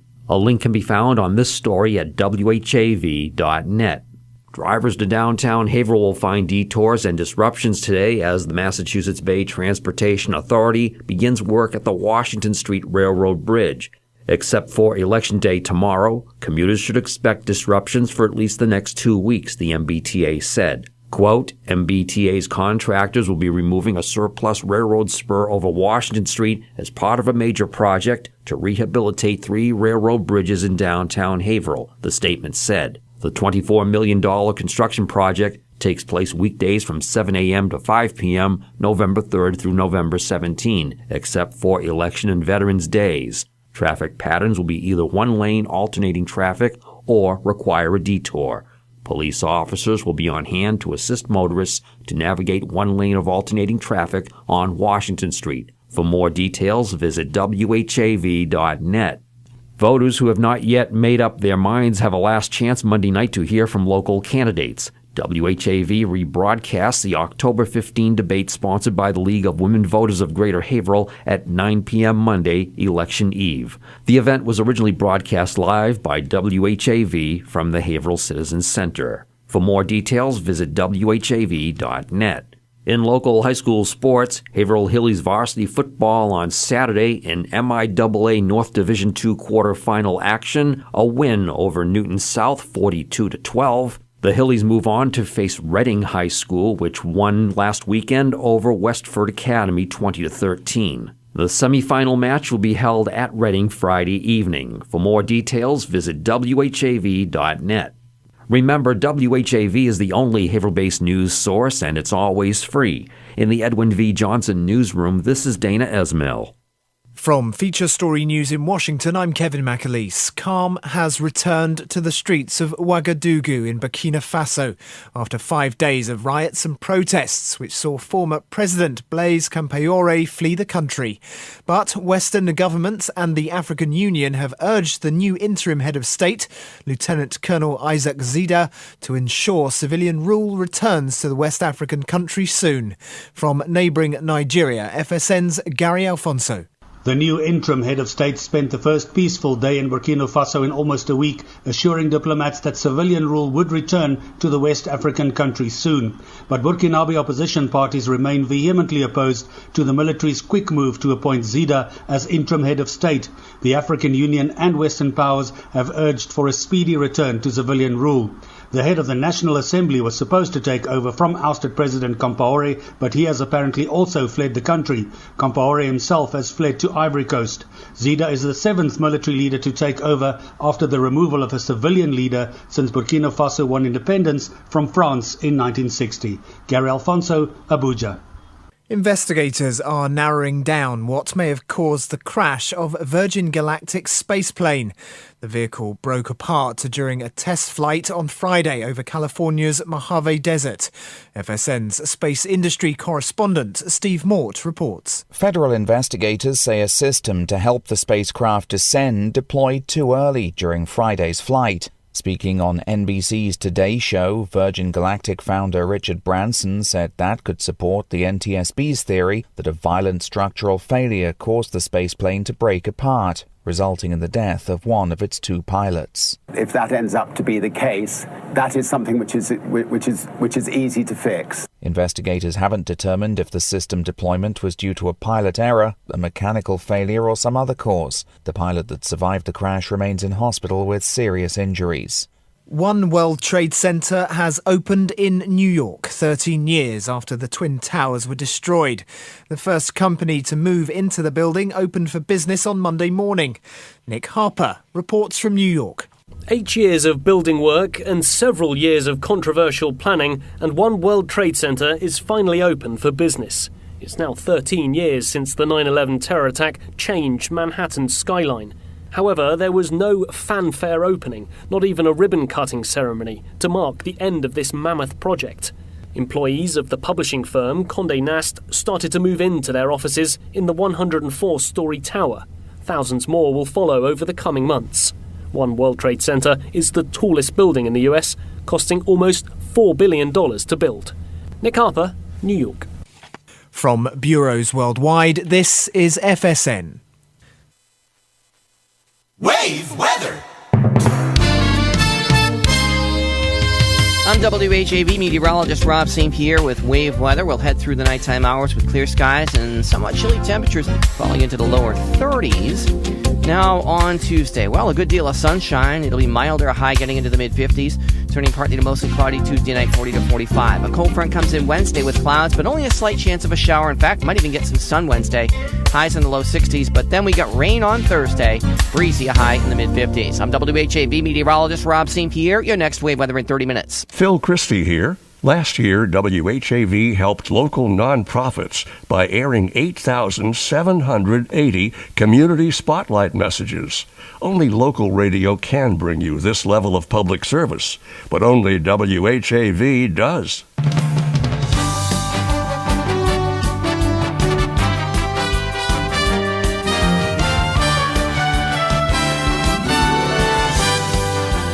Catch the wave, WHAV, Merrimack Valley. Open mic.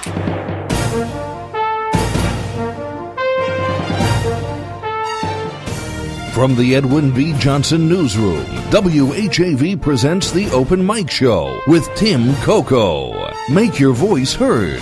Call 978-374-1900. That's 978-374-1900. Or email tcoco@whav.net. And the Open Mic Show is back. I'm Tim Coco. Nathan E. Webster III is producing and master control. Also on hand is WHAV News Director Dana Esmel. You're going to hear quite a bit from Dana tomorrow night as WHAV goes out into the field live for election coverage. A program note, if you missed the debate or you haven't made up your mind about candidates, at 9 o'clock this evening, so like 45 minutes from now, WHAV is going to rebroadcast the League of Women Voters of Greater Haverhill debate that took place October 15th at the Haverhill Citizen Center. This hour of the Open Mic Show was being brought to you by the Merrimack Valley Economic Development Council.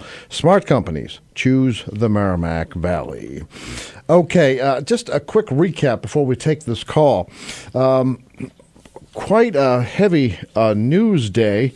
Some agree and some disagree with the timing of the story. I will tell you that it was a very big decision, one of the biggest WHAV News has had to make about whether to run such a controversial story the day before election. It was a tough call. Ultimately, WHAV News decided to run with the story for two principal reasons. One, it is public information. Former Haverhill School Committee woman Carrie Fitzgerald has filed a complaint with the State Ethics Commission alleging that a Facebook page for parents fooled some people into thinking it was a City of Haverhill page. And in fact, the page description says, "We are Haverhill Public Schools and the pride of Merrimack Valley." Former school committee woman Carrie Fitzgerald also sent the complaint to Mayor Fiorentini, Superintendent Scully, and some other members of the school committee. Now, on the line, I believe we have Scott Wood, who wants to present an opposing view. There is a story on WHAV.net now. Tomorrow there'll be some more audio from Scott Wood on this subject. So, but rather than talk about that now, let's hear what Scott himself has to say. Welcome to the Open Mic Show, Scott. Thank you, Tim. Glad to be on. All right, you had some comments today, and like I said, rather than my rehash them, why don't you give us, the listeners, your take on this story? Well, I thought my take is pretty simple. I obviously disagreed that with the running of it, but I certainly understand that. Having said that, I've viewed the website. I've seen the website, and both myself as vice president and the superintendent of schools have both stated publicly that this site is no way affiliated with the Haverhill Public Schools. Are we sponsoring it, or any of our resources being used for it? Absolutely not. So I think that we want to make that crystal clear. I've looked at the website. I can see that it's a parent group. There's plenty of different parents from that have different political opposing views. Most of the posts that you see are school updates on what's going on in events in the school district. All of the Haverhill, and what I think is important is all of the Haverhill Public Schools websites, notices that we send out are all branded with our trademark logo, which you don't see on that website. And that is the official logo of the Haverhill Public Schools that's on all of our sites now. Do you think, let me ask you this, though, would you give any benefit of the doubt to the idea that perhaps a Haverhill parent wouldn't know that City of Haverhill websites or school department websites are branded in a particular way? And is it even within the realm of possibility that some people thought this was an official page? Certainly, it's in the realm of possibility, and some people may have not known that. Obviously, as a school committee member, I'm aware of that. Some people are aware of that, but I understand that not everybody would be aware of that. As far as, let me be clear, I do not believe in any form of censorship. If there is, I can't speak to any type of that. But I know that, speaking as an elected official, most, if not all of us, have Facebook pages. Some of us have Facebook groups, etc., including the mayor, who has Mayor Fiorentini with a picture of City Hall, but city resources are not being used for that Facebook group. That's his private page, clearly administered by him. I think he has actually 3 or 4 different pages. That he does. And in this particular Facebook page does clearly say on it who it's administered by. It does say that it's administered by Maura Ryan-Ciardiello. It does not say anything about being administered by the public schools. I think you even had a photo of that on your website earlier today. Yes, WHAV is trying to be completely fair. We did show 2 images in the body of the story on the website. One image being that about message that I just read a comment from, and the other being that Maura Ryan-Ciardiello is clearly listed as the administrator. Right.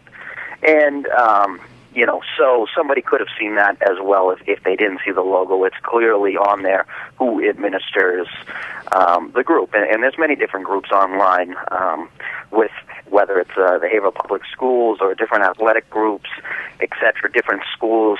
Parents have set up. There's groups from Netto, Golden Hill, etc. The parents have put up, and certainly they haven't been accused of using any types of school resources or anything of that nature. Okay, and then we have some comments from you that'll be airing, but I think are already included on the latest update at WHAV News on the web. And you said something that there have been past, quote, false allegations by former school committee woman Fitzgerald. Do you want to elaborate on that? Well, let me be clear. I don't... Mrs. Fitzgerald and I get along perfectly fine. I don't have any personal issues with her, and I don't believe she has any personal issues with me.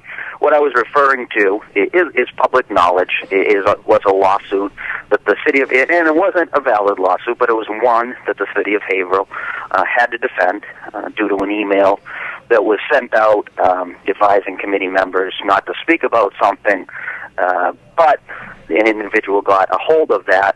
There was a confidentiality agreement in place, which ended up in lawsuits with lawsuits with tens of thousands of dollars in legal fees that we had to pay to overcome that frivolous lawsuit. Now, did you say the lawsuit itself wasn't valid, though? At the end of the day, it was not valid, but obviously it didn't take away the money that we had to spend defending that lawsuit. Well, we do have a litigious society. It's unfortunate. And certainly, I refer to the fact of and that's all clear as day. Anybody can go to the Haverhill Public Schools and request that information and clearly find that. That's not coming from me or accusation from me. That's all public record.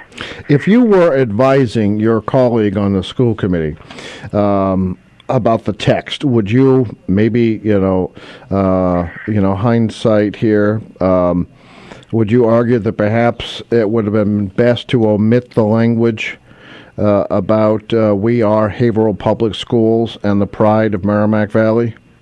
I would advise, the best thing I can do is I have an email list, as many people do, and I always put at the end of it that this email is not sponsored by or in any way associated with the City of Haverhill or the Haverhill Public Schools. I always put a disclaimer at the end of everything that I do. And that way that eliminates certainly any doubt if you put the disclaimer on the bottom of it. I've found that that's the best way of doing it, and I know many of the elected officials who do it that way. They put a disclaimer at the bottom. It does sound like good advice, doesn't it? Once in a while, I'm right. All right. Now, I'm asking, I almost know your answer, but I'm asking everyone who calls, are you voting tomorrow? Absolutely. Now, this election. I believe I received an email from you, probably since the start of this show, that you are, in fact, endorsing your colleague, Sean Toohey, for State Senate. Correct. I am not... Yep. And the reason I made that is simple, which I did put in the letter. I'm not a Democrat. I'm not a Republican. I'm not affiliated with either one of the parties. I made my decision as a resident of Haverhill and as a Haverhill elected official of what I feel is in the best interest for the city of Haverhill, the candidate that I believe will bring the best resources to the city of Haverhill, and that's how I made my choice. All right. I think I saw a flyer, but I forgive me if I'm confusing you with another city official, but I believe the flyer that received in Haverhill mailboxes said Haverhill should have its own senator, hasn't had its own for 30 years or so. Is that the message you support? That is the message that I support. In my letter that I did send out in the endorsement, I talked about the last time that Haverhill had both a state senator and a state representative, which was when we had former state senator Jake Rorek and former state representative Francis Bevilacqua.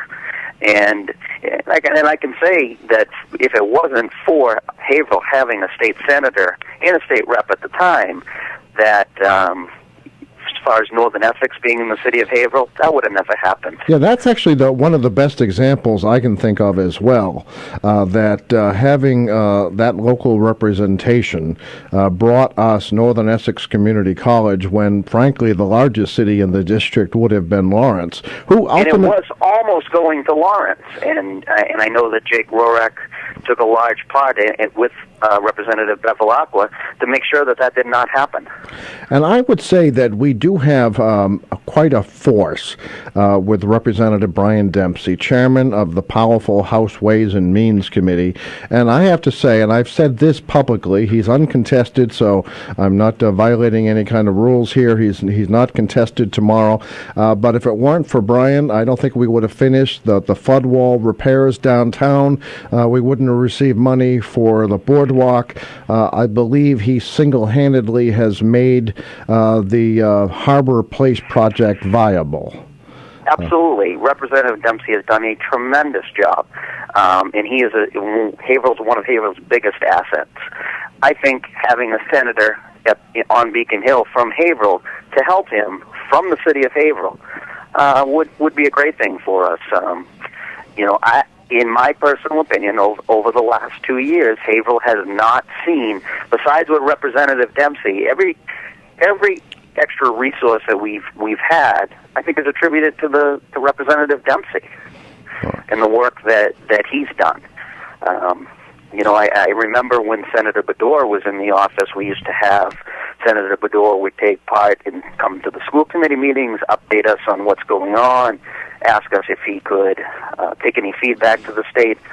I can say that I haven't seen Senator Ives once come to a meeting and ask those questions to us. All right, if you would pass along a message, though, to the superintendent, I hope that the appearance of these news stories does not prevent him from giving me a piece of the orange carpeting from his office. I can't make any promises on that when I spoke to him today. He was obviously upset about the insinuation between the group and the Haverhill Public Schools. Obviously, those of us on the inside know that it's not true, and that was the message that I wanted to get out. And Superintendent Scully certainly there was never ever any school department resources ever used with this group. Just to be fair, I don't think. Unless someone is reading between the lines, or I failed to, I didn't think there was any allegation that school resources were being used. The issue. I heard one of your callers earlier talk about that briefly, as far as the group and whether or not the individual brought up whether or not he said if resources were used, that would be a further violation. You can clarify that. I agree with you there, but Mrs. Fitzgerald, I don't believe ever made that allegation. No, she did not. I was talking about the caller earlier, and that was obviously seemed to be the inference that he was making relative to that. Also, like I said, it's a group with varying political opinions. It's not in a group that it's a parent group. It's not in a group that endorses candidates, supports candidates, etc. So I think that would exempt it from the campaign finance laws, in my opinion. Okay, I think you're referring to the caller from Methuen. Exactly, talking about whether or not there was I don't think we have an issue there. I think like you said, whether or not there was an appearance. I don't think anybody did anything intentionally wrong. Before I called you, I had a chance and I reviewed all of the conflict of interest laws. And I would urge anybody to read those. They're right online on the State Ethics Commission's website. And I think it's pretty clear that there's no violation of the state ethics laws. Well, in order to have a violation, one has to benefit, most often financially, from the violation of the state ethics laws, which clearly I don't think anyone here has done. All right. Now, I guess the State Ethics Commission will never confirm nor deny an investigation. So I imagine when or if they do have anything to say, it's going to come as a surprise to everyone. Right. So, or we'll hear nothing. So let's see what happens. But we do appreciate your calling the open mic show, and we value all opinions. And again, I emphasize that we did wrestle with the timing of this story.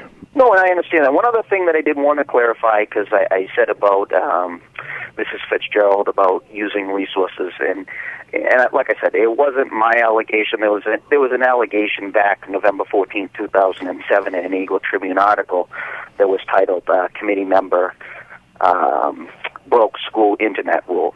And that was an issue relative to an email written by Mrs. Fitzgerald at the time that went out to some school email addresses that opposed and former Mayor Jim Rorak. So that's what I was referring to when I said that. And as you say, that matter, the city did win. And well, those two different incidents. Actually, those were two different incidents. Okay. One was a lawsuit filed by an employee against us, and the second one was a story where former Mayor Rorak took issue with an email going out on school department servers, clearly opposing his candidacy for mayor, and what he felt was distorting his record in some way. All right. Well, thank you for that clarification. I guess we're just about out of time, but we look forward to the further discussion with you and the activities of the school committee as we move forward. And, it's always great talking to you. I thank you for having me. Obviously, like I said, nobody wants this controversy to come up, and former committee member Fitzgerald's entitled to her opinion, and I do respect her personally. I just strongly disagree with her on this issue. All right. Well, thank you very much for your call. We appreciate it. No problem. You have a nice night, Tim. Right. Always good talking to you. Have a good night. You too. Bye-bye. Well, we never got to the rest of those ballot questions, but we will have full, complete election coverage tomorrow night. HCTV has already left the network. Those of you who remain, stay around. In a half hour, WHAV will rebroadcast the League of Women Voters, a Greater Haverhill debate that took place October 15th. Have a great night, and please do yourself and democracy a favor. Go out and vote tomorrow. Have a good night. Open mic.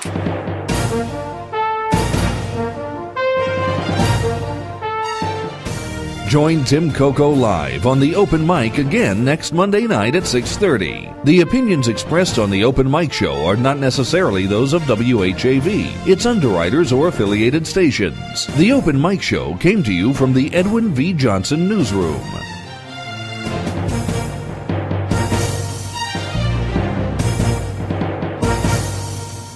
It's 8:31. WHAV is on Facebook. For quick access, visit WHAV.net and click on the Facebook icon. Open mic. Every Monday night, the Open Mic Show brings interesting guests into your homes, presents your take on current events, and dabbles in little-known local history. I'm Tim Coco, your host, inviting you to join the core